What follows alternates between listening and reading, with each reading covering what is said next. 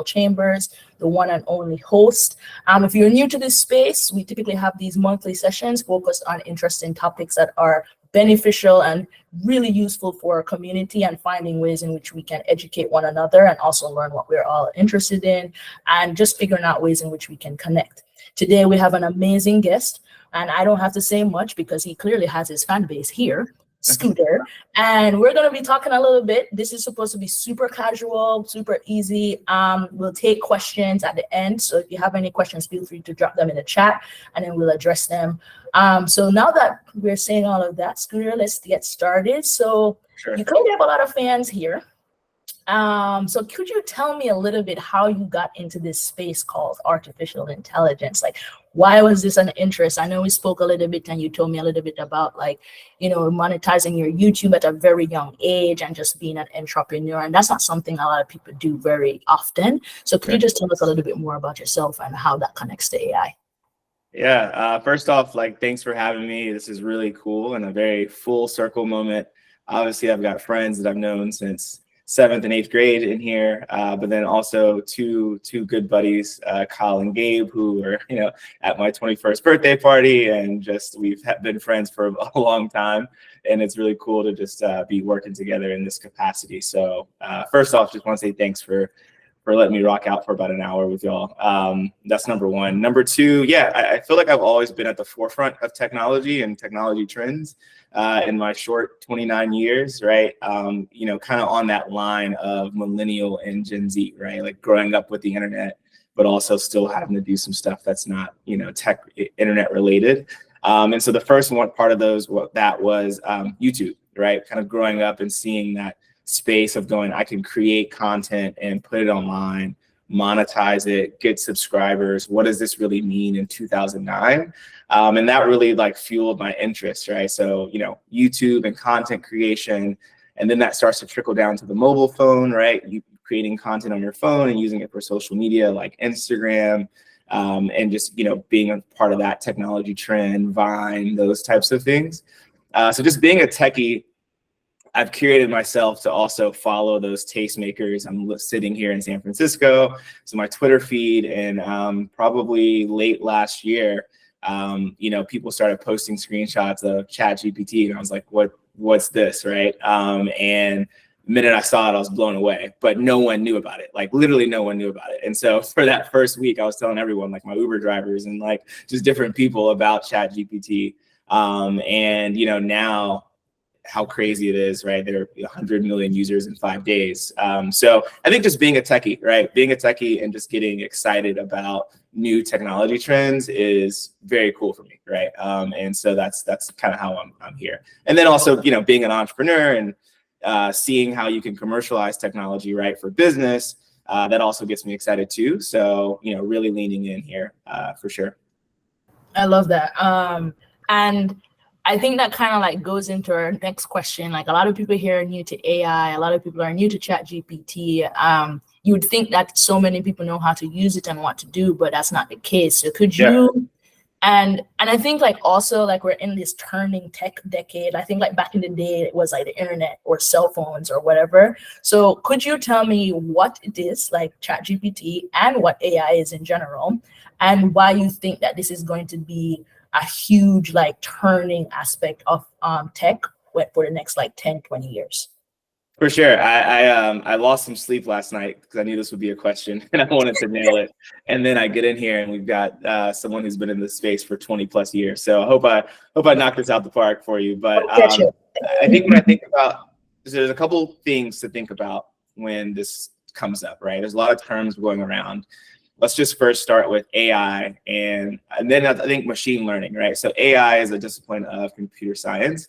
And the idea is that we're going to train systems and computers and machines to do things that typically took humans to do, right? Like understand problems, learn stuff, plan, understand natural language, right? Before it was only humans do that. And for a while and for many years, they've been trying to train machines and computers to do that. So I think that's AI, which is the discipline of it, right? And we've seen AI already, right? I mean, we've seen versions of it, whether it's Tesla, cars or Siri on your iPhone. and then now the product ChatGPT. So that's like AI. And then obviously like robotics, right, is AI, right? Anything that's kind of teaching the machine. But then I think you also have to bring in like machine learning, just because data is so important to making all these things run, right? Which is really this, you know, the algorithms and the training of letting these machines get smarter through learning the data, right? So every time you talk to Siri or Alexa and they get something wrong, right, they're learning, okay, crap, don't say that again, right? Give this recommendation or do this. So machine learning is also like super important to go hand in hand with AI. And then you get to ChatGPT, right, which is a product from a company called OpenAI, which was started in 2015. So I think just also thinking about how crazy that is, right? This company actually started in 2015 and it didn't really get popping until 2022. So I think just for everybody that's like doing something meaningful, right, just take a breath because it takes a long time to become an overnight success.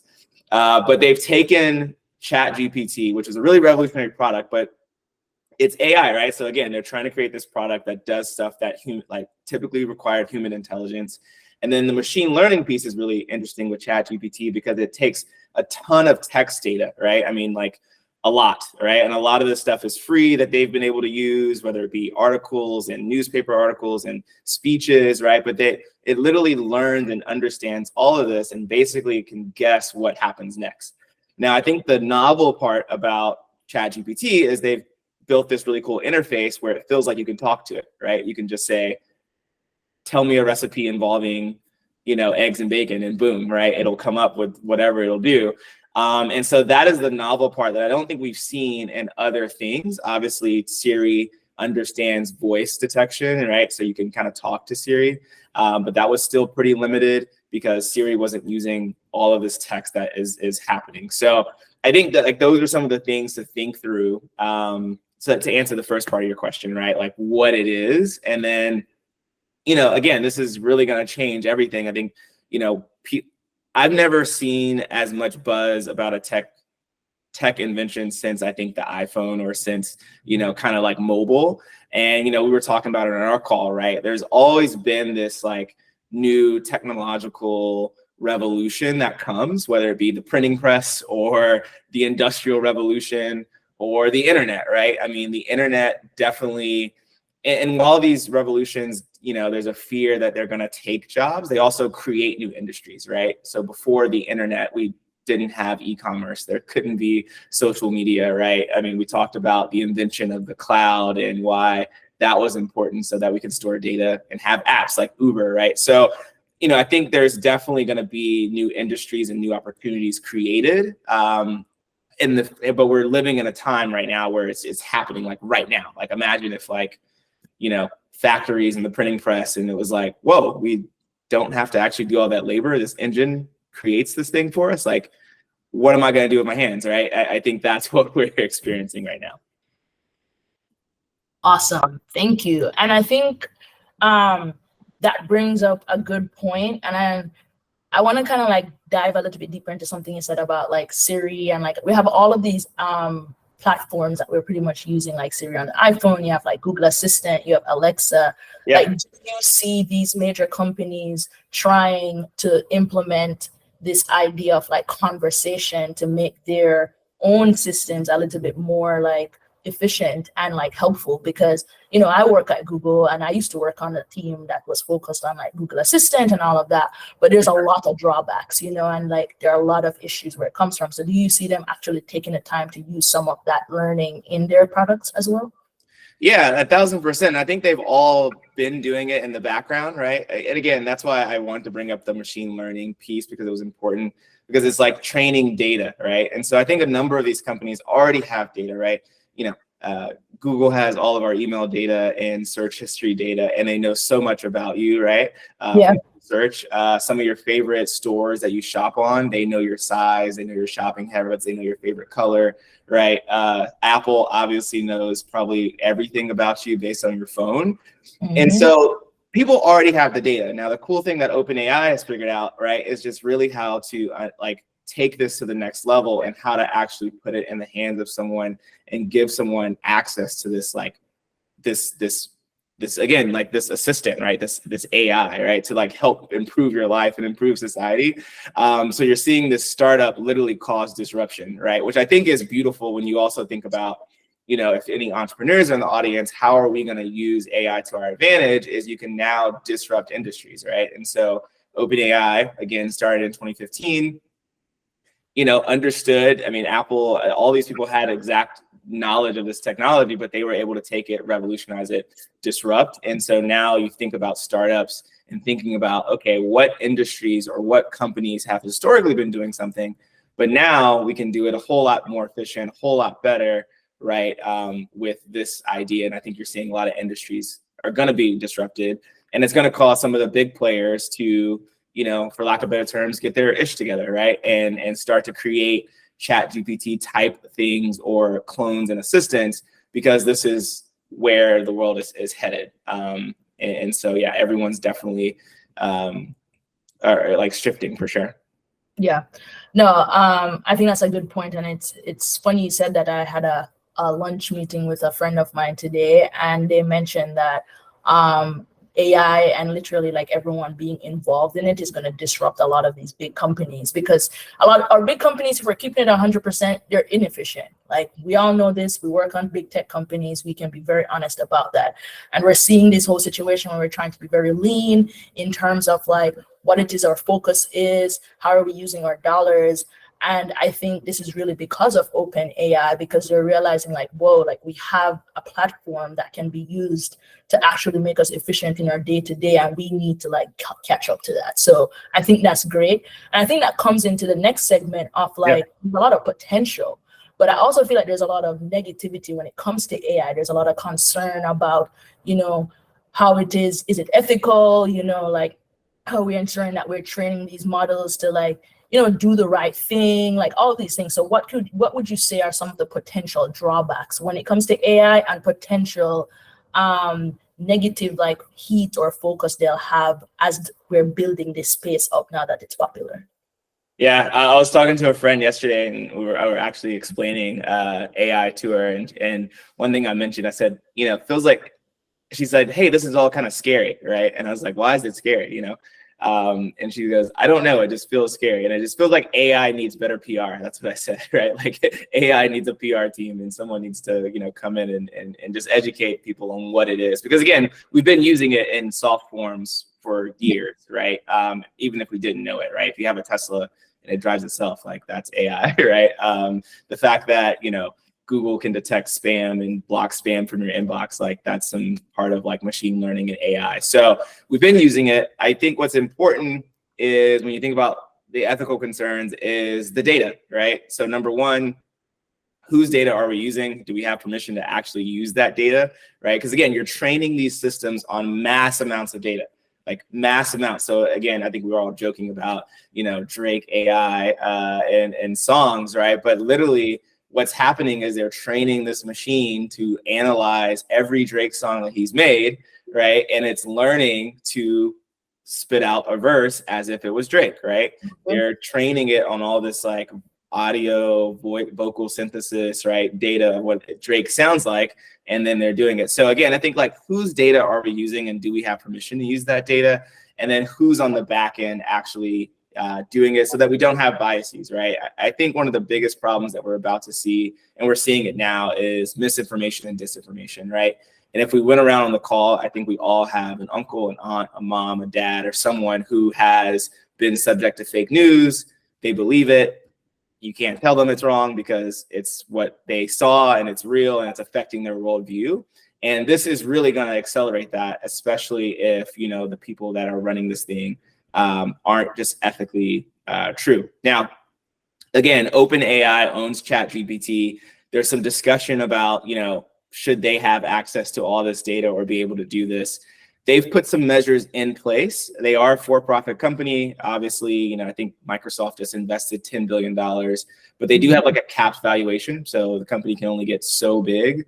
And so to him and to the owners of that, that means, hey, at the end of the day, we can only grow so big. So, if we if we even think about trying to do something unethical for more profits and gains, right, which typically happens in corporations, this is a preventative measure from helping us do that. But as we see clones and people who want to win, right, it's like win at all costs. And I think honestly, for Black and brown people, I think that's something to think about, because really you're thinking about our just intellectual property and genius, right, and creativity being used here. I think we've seen it, right? How many, when these trends go viral, or, eyebrows on fleek, right? All these different things that are just natural, right? Like, she's sitting in a car, she just got her eyebrows done, she just holding her phone up saying my eyebrows are on fleek, and like, next thing you know, she's on Ellen, right? And so now you've got people who may be trying to like look at this and try to like,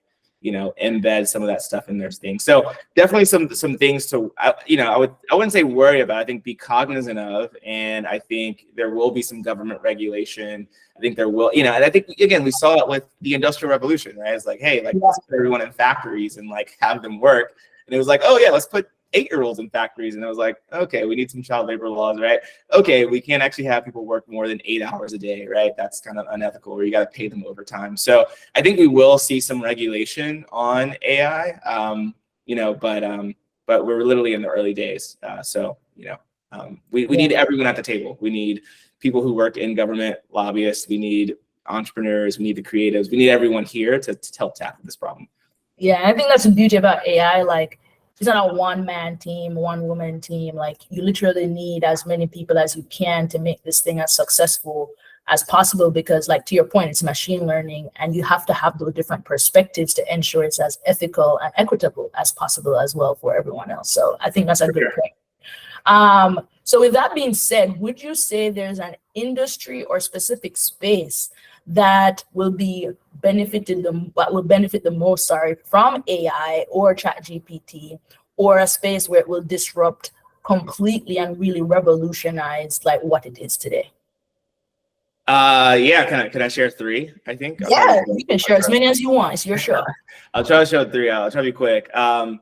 So I think number 1, healthcare. Very excited about that one, right? And I'm not someone that traditionally is like knows a bunch about healthcare, or like, I get my annual checkup, but that's about it, right? But I think this is going to be really awesome for several reasons, right? Number 1, you've got preventative care, right? So now you have this like opportunity to really be able to, and trying to find some of my notes, so I apologize, but you have this opportunity to be able to kind of like analyze all this data and kind of, maybe prevent chronic conditions, or understand, hey, you are actually high risk for these kind of things, right? Based on what we've seen, and you can kind of like intervene early. I think that's like super awesome. And what I like about it as well is because people who come from traditionally low and moderate income neighborhoods, right, who haven't had access to world-class healthcare, can now have the same world-class healthcare knowledge that Logan Roy from Succession, right, could get, because he's a billionaire, right? And so now you have like, this is awesome. And this knowledge, right? Like, just democratizing this knowledge is like, like, grandma has high blood pressure. What do we need to start making her? You could literally type that in ChatGPT, and it will literally tell you what meals to make for under $50, and it will even order the groceries. Like, so it's just like amazing to think about the cool things in healthcare. Number 2, I like education. So I really like where this can go for education for a couple of reasons, right? Now there's a world where every student will literally have their own patient 24/7 tutor, like around the clock, right? And again, all of us, when we were getting the ACE, studying for college, that was the big thing, right? Like, oh, I don't have the ACE. I remember my sister being like, oh, the girls at her private school have like ACT and SAT tutors, right? And like, she's in there trying to crank out and like get the best score possible. And so now I think every student in America literally can have access to just, again, world-class education. And there's things like adaptive learning, which, again, some of these things have already started to be used, but it's like adaptive learning, where you can kind of say, okay, well, based on what the student has told me about what they think they know about the topic, here's where they're actually falling behind, right? So now it's one of those things where if Kyle is actually very strong in this subject and Gabe is kind of weaker in this subject, right? Like, their tutor kind of understands that versus like Kyle is now bored because we're trying to teach Gabe this topic and Kyle is now acting up in class. And since Kyle is a young Black boy, we're going to suspend him. And now we're going down this like prison pipeline, right? Like all that stuff is really real. And so now there's an opportunity where everyone kind of gets to learn at their own pace, have a patient tutor. Teachers maybe aren't overworked. We can kind of grade things more efficiently. So there's a lot of things in education that are going to be shaken up. Again, will the kids even go to college in a few years? We don't know, but for now, like this is going to be super important, especially for math, right? And I'll say this because math is really a gateway. It's a gatekeeping subject, right? You know, a lot of this technology that we're talking about involves advanced level math, right? And unfortunately, disproportionately for people who are, you know, in low moderate income neighborhoods, they're just not strong in math, right? And it's kind of okay to not be strong in math, right? Like if you're not okay in English and you're bad at English, like your parents are onto you, right? Like understand your vocab, understand your spelling, right? If you're bad at math, your parents are probably like, I couldn't understand it either, just do your best, right? And so, but that you now don't do advanced level algebra, you now don't do calculus, right? You now don't do these things.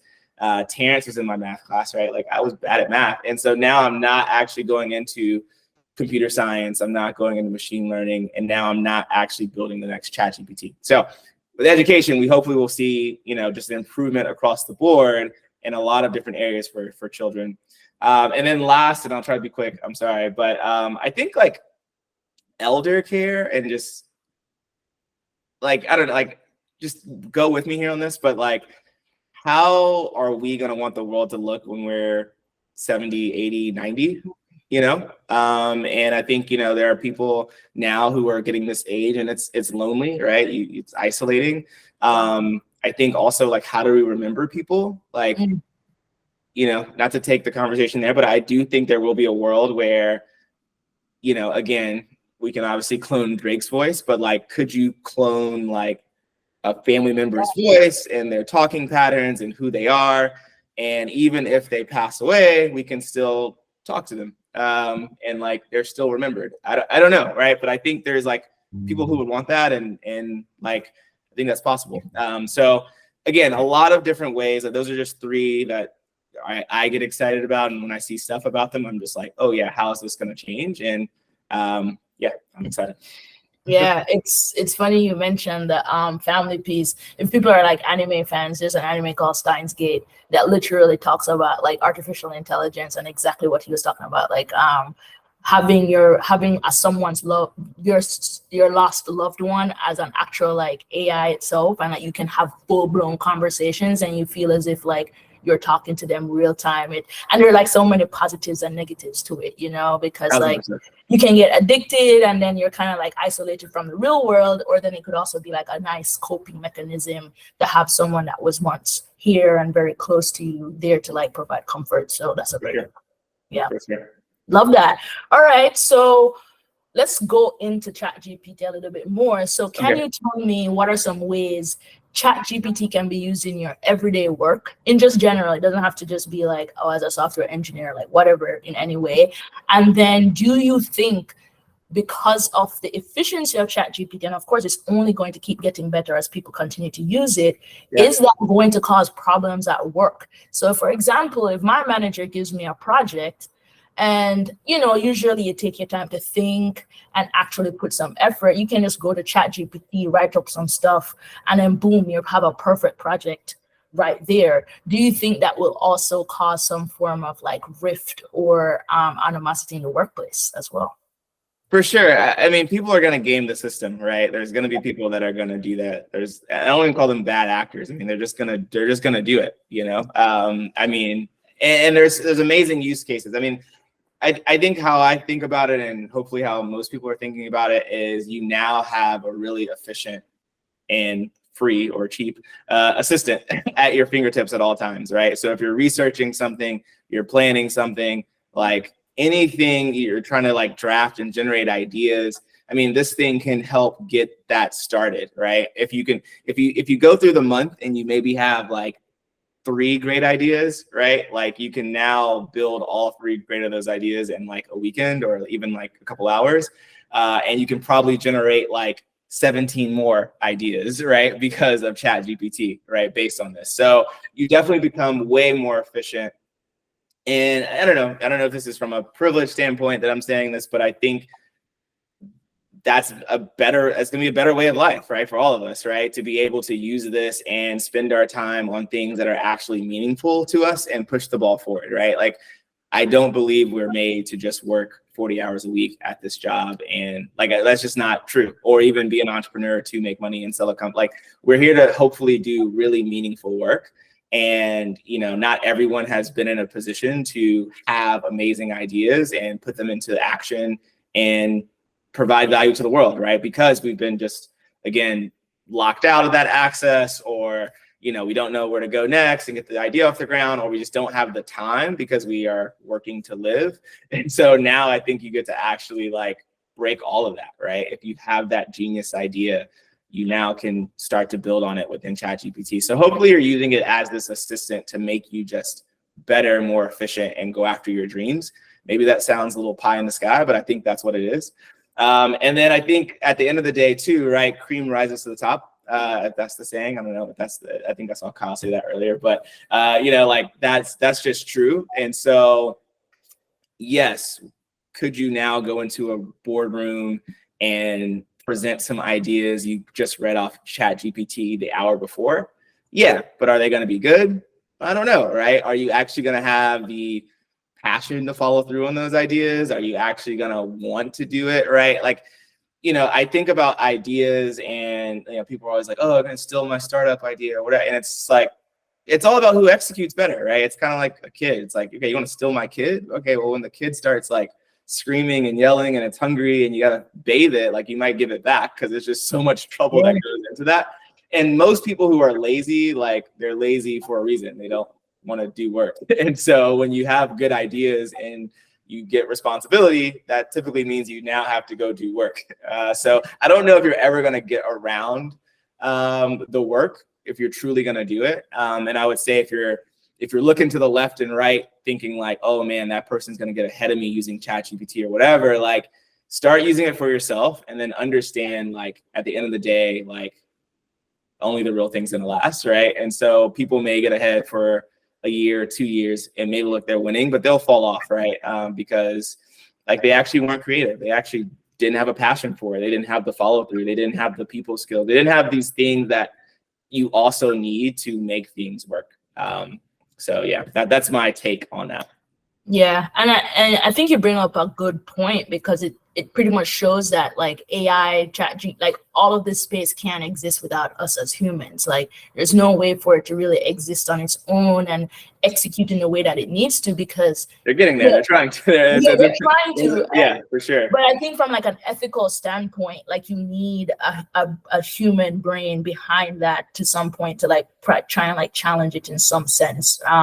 So yeah, I think my hot take also is that people will kind of get AI fatigued, right? Where it's like, sure. Actually, like right now it's kind of trendy to be like, hey, this is what I'm doing and I'm using AI to do it. But I think that may also turn off a lot of people very soon, where it's like, okay, it's not really real, right? And so like where's the creativity, the uniqueness, kind of stuff like that. Yeah, exactly.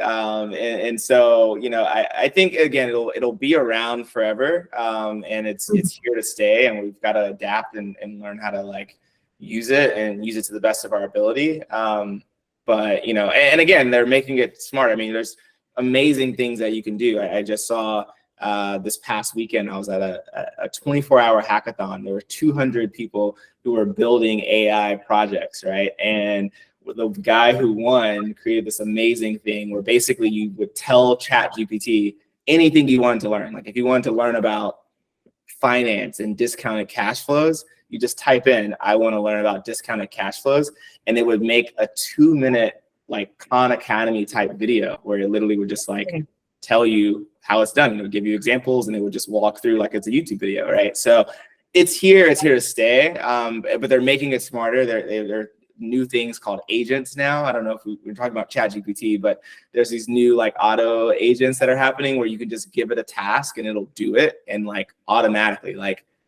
hey, my friends are coming over. Gabe is allergic to fish. Kyle doesn't like black beans.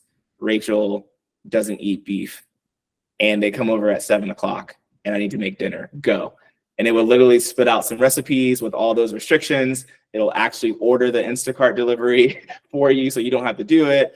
And, and basically give you the instructions on what to prepare so that it's all ready. So, there is a world where I think we want to make these machines like super intelligent to the point where they don't need us, maybe, or they can solve some of the world's unsolved mysteries. Can they cure cancer, right? So I think there's a lot of things that are like positive about that, but again, within the guardrails, because it could be also very scary.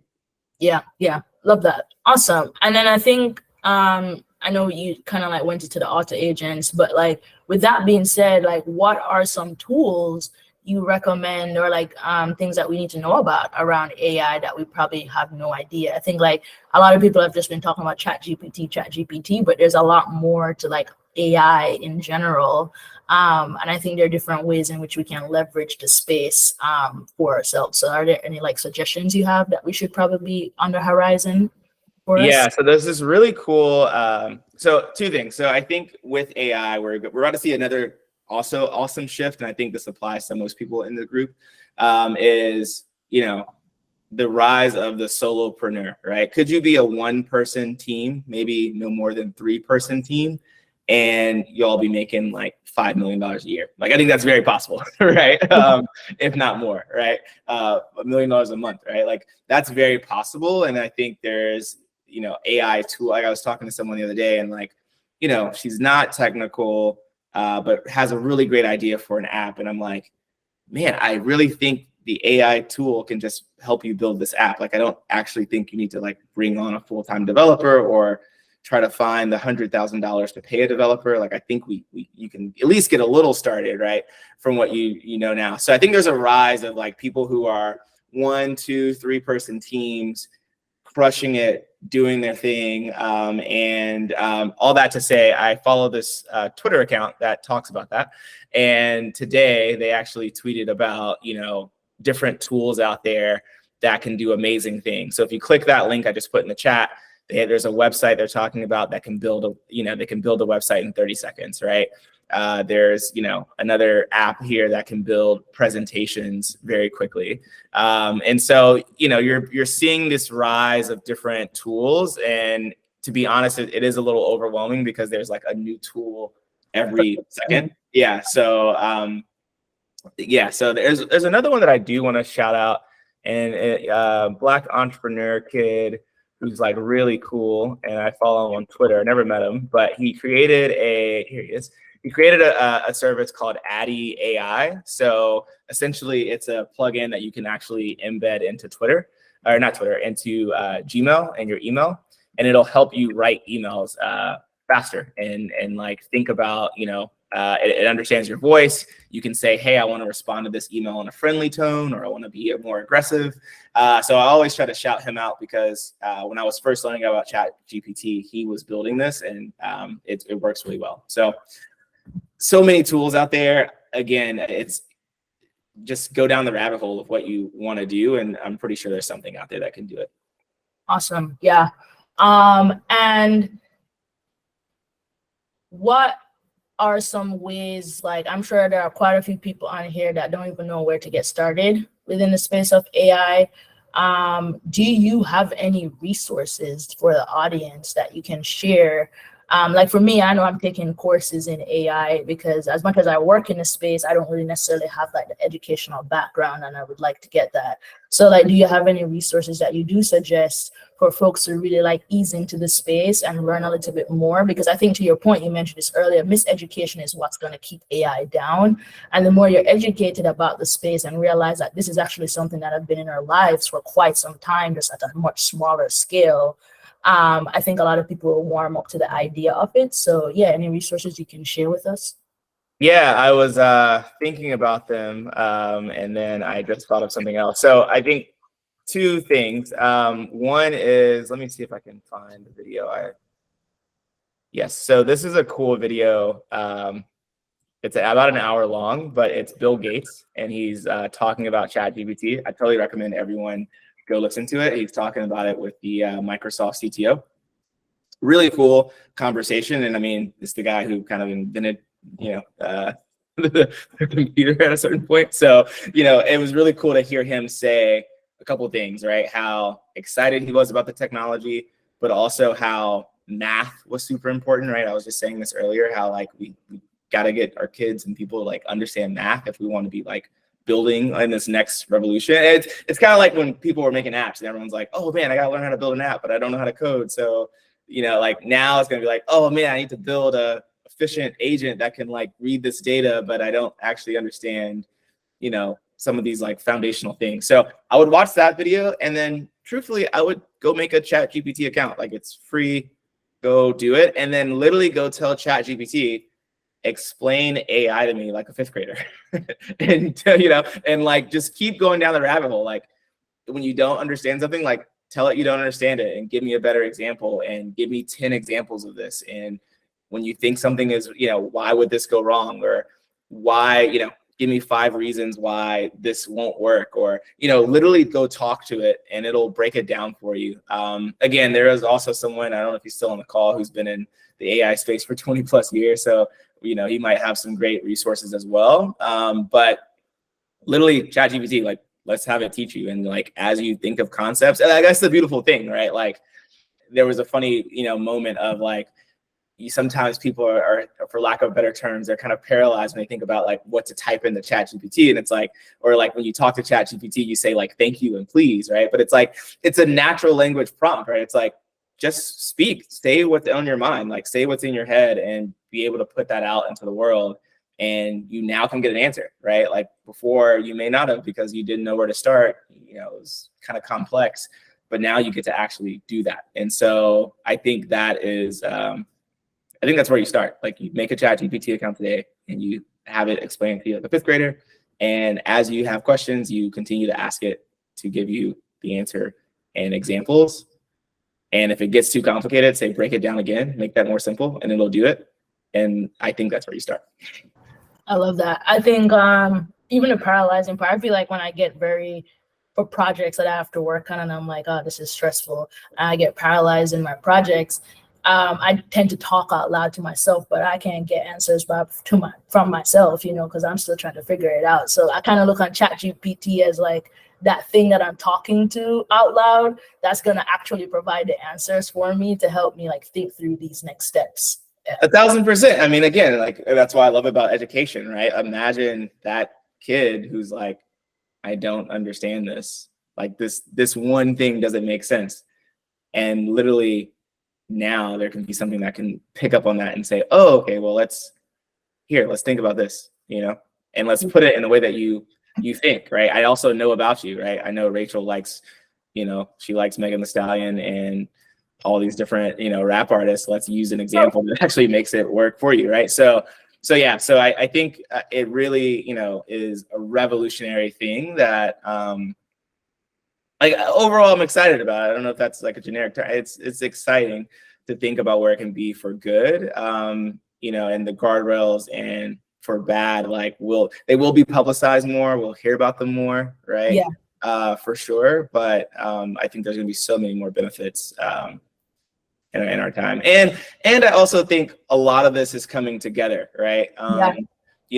Some of this stuff, when you think about it on its own, it's confusing, and it's like, why would I use the metaverse? Why would I use a cryptocurrency? What's the blockchain? What's AI? But then you start to put all this stuff in a pot and you're like, oh, snap. Like there could be like a 3D world. I live in San Francisco, but I love London, or I want to visit London, so I can kind of like go to London and it feels real. And then I can have conversations with people in this world who are actually just AI robots, but they look like real people. So when I talk to them, they can talk back and like teach me things and talk as if they are not Drake, but they're actually from London, right? So like, and then I want to buy something and like, I want it to be transparent and I don't want to get scammed. So I'm buying something using the blockchain, right? So now it kind of all starts to come together and go like, oh, okay, this is how this new world will look, in the next 5 years, 10 years, I don't know. 30 days. But, when you start putting these things together, they start to make more sense. I think when they're by themselves, it kind of can be like, why do I need it? But absolutely. No, I think those are all good points. I know we've been chatting for a while, so thank you so much, Scooter, for all of that information. And also, if there's like anyone on the call that has just as much knowledge or even more than Scooter and have resources to share, please feel free to drop them in the chat. I think we all can benefit from this. But I do want to open up the floor for any questions, and it doesn't matter how specific they are. I think we also, I don't know if we still have him on the call. Yeah, any questions, I'm totally open to answer. For sure. Yeah, feel free to just like jump off mute and like ask your question if you have one, or just put it in the chat if you can't speak. Yeah, our friend with 20 years experience dropped the call a few minutes. Yeah. Got it. So we're the experts now. No problem. Yeah. Any questions? No questions? All right, go ahead, Kiara.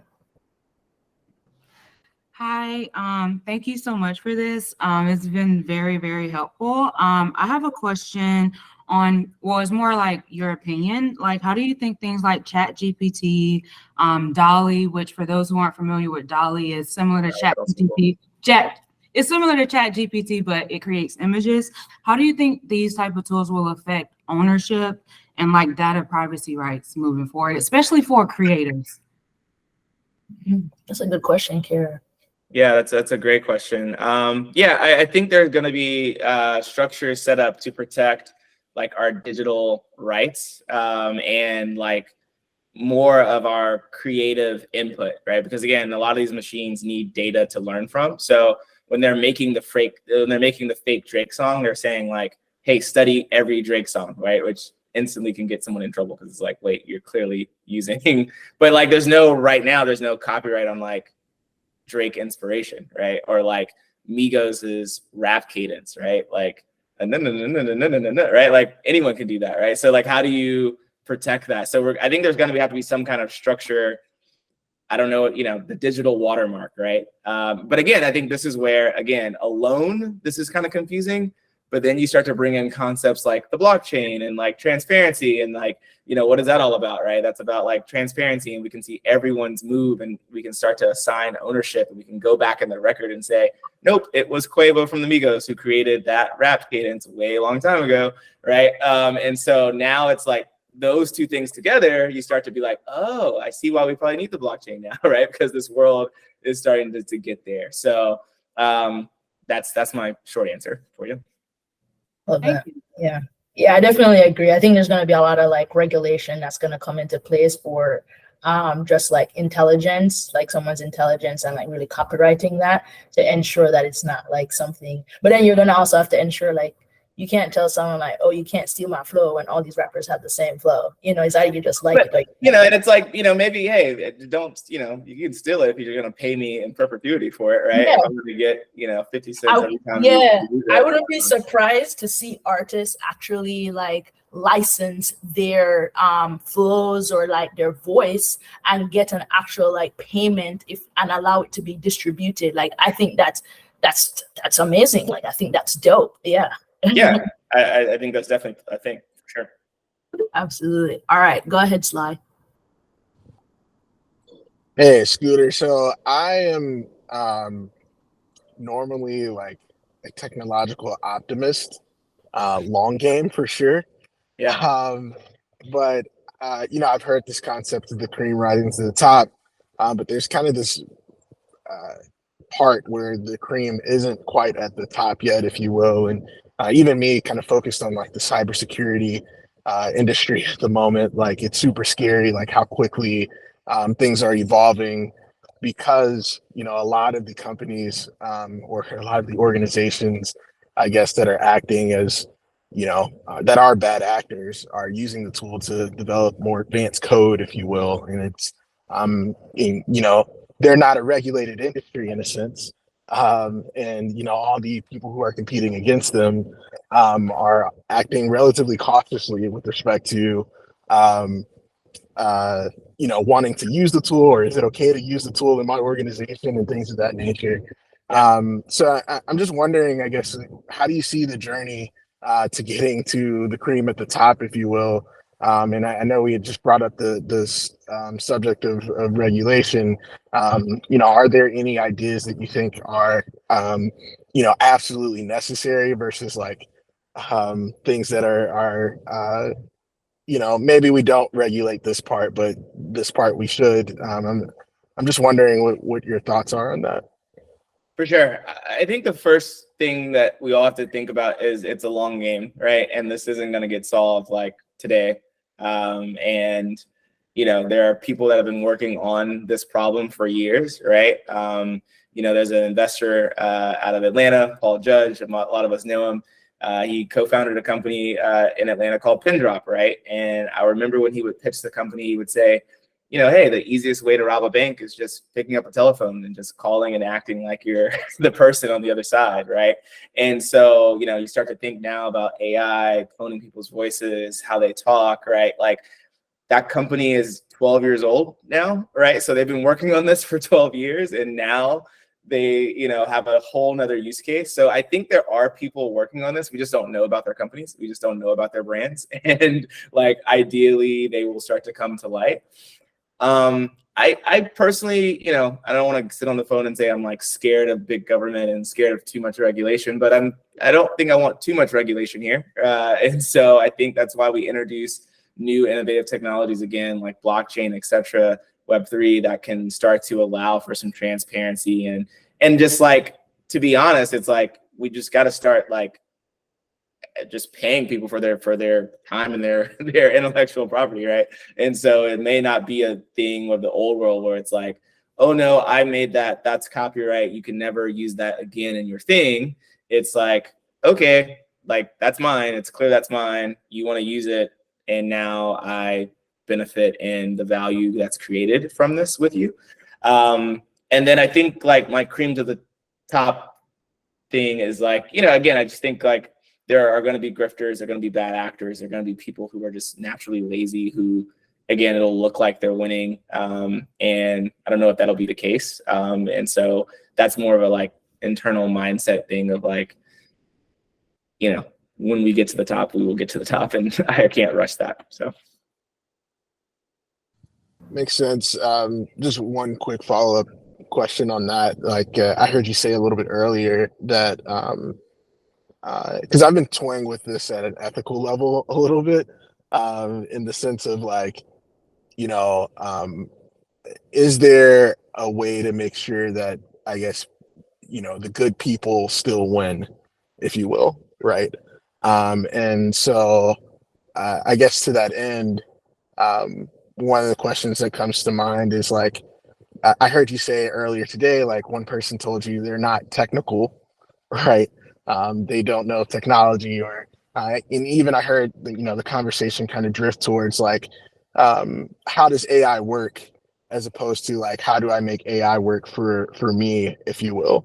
And I'm wondering, in your conversations with people who may describe themselves as not necessarily technologically savvy, what examples or what ideas or concepts are you teaching them to kind of open them up to the prospect of maybe moving away from that label and starting to think about or try some of these tools?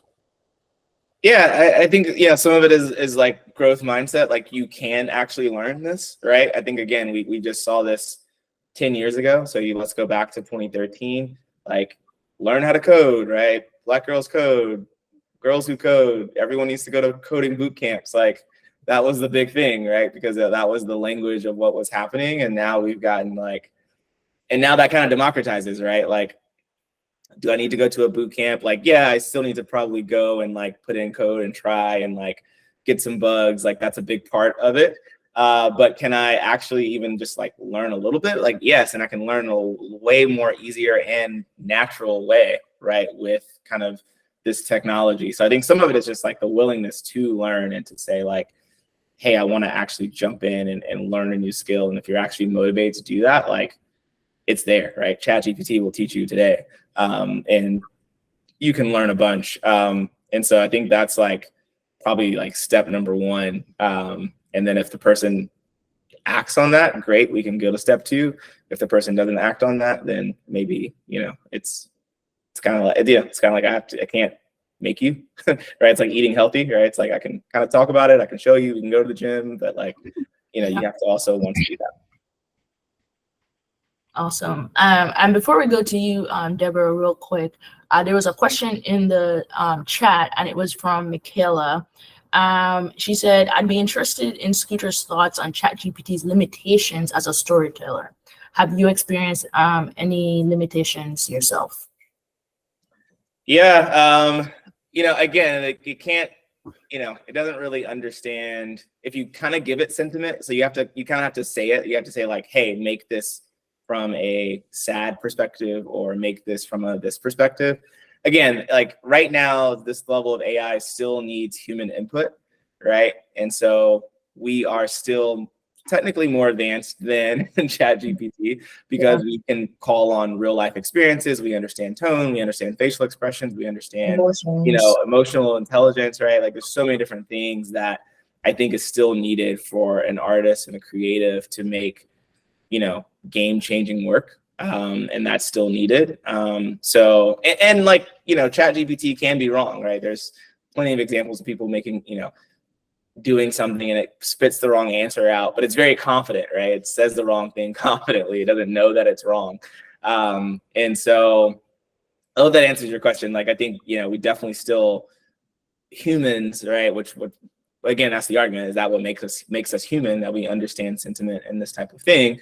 But that's what makes a real story. And like I said earlier, right now it's cool to say this was made with AI, but I think eventually, like I don't know, like will there be a Super Bowl commercial that we really like, and then the day after we say like we really like it, right? But then if they told us it was made with AI before, like will we still like it as much if they told us it wasn't? So I don't know. Like I think there's going to be that kind of that's going to die down too. So I hope that answers that question. Awesome. And then there was a follow-up, and then Deborah would be next, I think. And it said, since it's based on understanding how language works, how does it fare with creativity, usage of literary devices, and having a unique voice in its writing?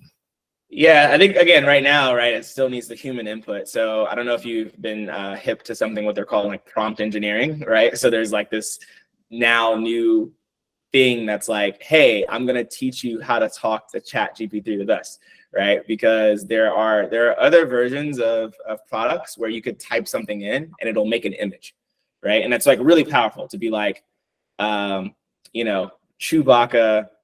on the beach vacuuming, right? Like that's just crazy. Like Baby Yoda on the beach vacuuming. Like imagine that in your head. And so you could type that in and it'll spit that back out. Now, it might be kind of a lackluster. So how do we improve on that, right? Like Kyle might also type that same thing in, but he's going to say Baby Yoda on a sunny beach with, clear blue sky and vacuuming with a red vacuum, right? So his prompt was a little bit more detailed, a little bit more clear. And so I think, again, prompt engineering is how we really get the best out of the system right now as it gets smarter and we input it. So I would look up prompt engineering. But I mean, again, like, so you have to be able to like be under, like tell it what you want it to do to get there. But also don't diminish your genius. Like also tell your story. And like, if you want to use AI, cool. If you don't, like, that's also fine too. Like let people respect your art. Like the people that are going to respect your art are going to respect it. And like, it's okay to, not have to like win for the mass market because like you want everyone to like it. Like, no, like if you have a story you want to tell and like it wasn't using ChatGPT, perfect. Like, please, we still need that too. Awesome. Thank you. I think that's a great answer. And Deborah, sorry, I know you've been waiting for a while. You can go ahead. No, it's all right. Scooter, so you spoke earlier about the importance of data integrity and concurrently ChatGPT and AI overall just being an unlock to max productivity and efficiencies. In terms of your personal objectives and goals, what are some of the trade-offs you have faced yourself when leveraging this technology? And what are some potential trade-offs that just generally anyone on this call could face? Yeah, trade-offs to using chat, like using these technologies versus like not using them, or Yeah, versus right, like the status quo, or how we manually do yeah. things. Yeah, I mean, I think most people on this call will resonate where we have ideas, right? I think we're growing up in this generation, the new generation, the millennials, not even millennials, but just, Gen Z, Gen Alpha, right? Like we all have ideas and we can go put those ideas into the world. And that's very scary. And unless you either don't know how scary it is, you go do it, AKA 15-year-old me who's like, I want to make a YouTube channel, right? And you end up having 20,000 subscribers. Or, you start to realize it's scary and you don't move forward, right? I think, there's a million reasons why Kyle and Gabe don't do what they're doing here and building community, right? Oh man, right? It's a Wednesday. The NBA playoffs are on. People have to go to work. Oh man, we didn't get 3,000 people on the Google Hangout. Oh man, it's virtual. Oh man, Scooter's not a celebrity. We could have gotten like a true, data science celebrity expert to actually be, there's a million reasons why they probably think like this event won't be valuable, but they still push through, right? And so I think like now we have this technology that can kind of help us push through if you really want to, right? Like before we would just literally sit in our houses and just be like, man, like I got these ideas or I want to do these things, but that's going to be expensive. I don't know how to do that. I don't know how to code. I don't know how to make videos. My images on Photoshop suck. And now it's like, man, I got Canva. We got things that can make videos within seconds from our phone with good quality. Like, we just have to like push through the bad ideas, right? And so I think there's like, to me, again, like there's going to be a rise of people that are like, ChatGPT took my job. Cool. It took my job that was paying me $85,000 a year, but I now have this thing that pays me $100K a month because I had this amazing idea and it actually worked and I pushed through and I did it. Like, so to me, the trade-offs are more positive and more possible. But again, I think there's still, some of the magic too is like the imperfections, right? I think that was the big thing in music when like everything became streaming and like moved from vinyl. It was like, damn, but with vinyl, and like I could hear when the instrument was off or when, Michael didn't hit the perfect note on that one, right? Now everything's auto-tuned and it's like, it's all just the same and everyone sounds the same and everyone raps the same and everyone whatever, right? And so, I've built several companies, and while I've cried like a baby in a lot of them because it sucked building them, I look back and I'm like, damn, those moments were fun. That was very fun when I was broke in Atlanta and we were just trying to figure it out at midnight and like, someone said something in the room and that was just hilarious and he was designing, like, so you kind of maybe miss that social aspect of like, oh, we don't need a designer. We can just do this, right? So I think there is a balance. And I think it's based on who you are, right? Some people will be like, great, I can just go to the garage, build, put it out. No one needs to know my name. I don't care. And then I think some people will still be like, no, I want to build community and like, again, a testament to what Gabe and Kyle and Rachel and Samantha and the entire team are doing here, where it's like, no, we still need real people who can have that moment when we're all about to leave and we're super tired and someone says, wait, I figured it out. Oh shit, right? And like we stay for another 3 hours, like, that's part of building fun stuff, right? And again, OpenAI, I think, again, they started in 2015 and now they're here and now it's huge, right? But like, could you build that without that team of people and those people who, you still need someone in a room. Like you still need someone in a room who's going to be like, hey, if we tell this thing to create an image of a person, I don't know if the person needs to be white every time it creates the image by default, right? Like, or, like, hey, like we built this, but we didn't factor in people who are deaf or blind or in wheelchairs or have disabilities or have, like, you need someone in the room, right? That's the whole push for diversity. So, again, I think those are the traits. Again, that's why we need people like forward thinking, building and being in the rooms there to still make sure that that's being said. Because, but But again, like no one has all the answers, right? And I think, but they're giving us the tools to go build the answers. Like, I don't know. We get to compete now and be there. Love that.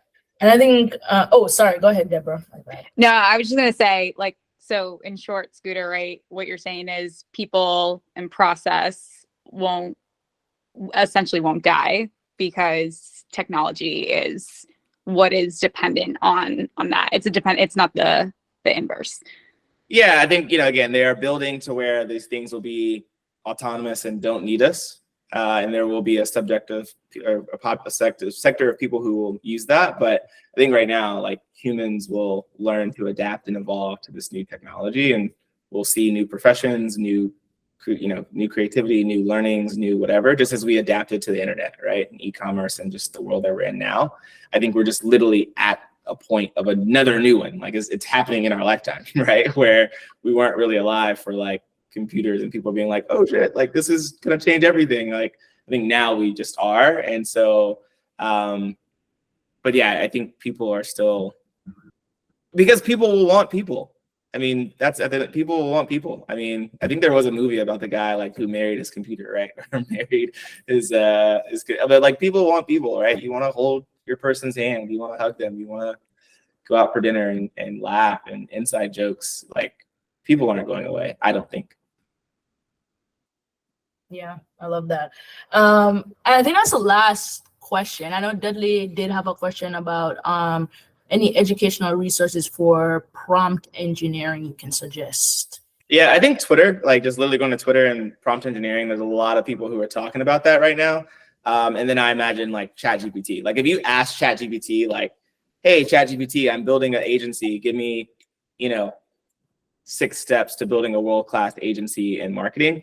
It'll tell you, but then like ask it something else, like, okay, what am I missing from this prompt? Like, how can I make this prompt better? Like it'll tell you, and just be specific, be clear. I mean, like, and I think that's more of a thing on us as humans, where we have maybe forgotten how important communication is, right? Because, we want to be nice and we don't want to be direct, and we text a lot in shorthand and, all these things. And so now when it's like, tell the computer your raw, honest truth, we're like nervous to tell it what we want, but like, tell it what you want, like straight up, tell it what you want and you'll be surprised. But yeah, Twitter for the most part on prompt engineering.